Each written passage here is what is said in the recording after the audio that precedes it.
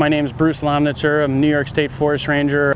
I was requested by the New York State Incident Management Team, which is a Type 2 team, to be their UAV pilot. So I would be an unmanned aerial vehicle pilot or a remote pilot.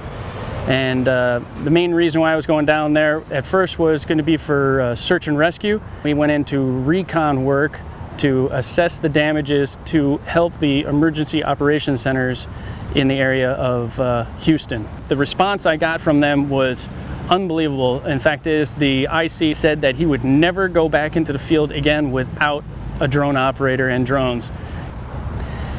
So my job was to go out with the operations teams, and when they needed to see what was actually going on in the area, I would take one of my drones out and then put it up in the air and then put a headset on one of the main guys so he could also see, instead of looking over my shoulder at my screen, so that they could see what actually we were dealing with.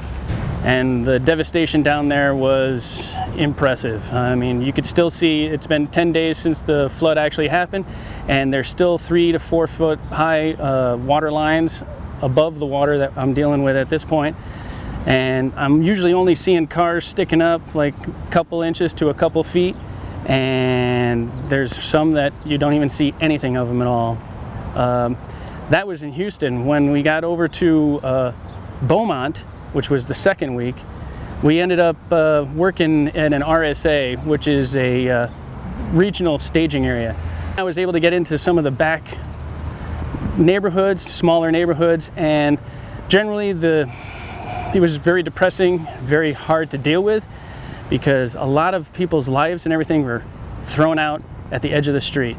And again, it was quite devastating when you start really looking at how much these people are going to have.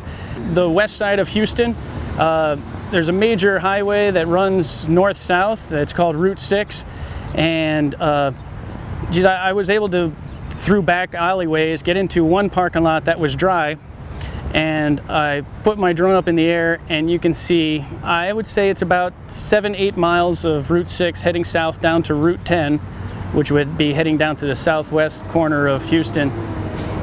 And it's underwater by, I don't know, at that point the water had dropped down, so it's probably only underwater about 5 to 8 feet of water over, I would say that was about 8 miles distance that I was looking at. Just amazing what Mother Nature can do to us. You know, your heart pours out for these poor people that have this issue going on.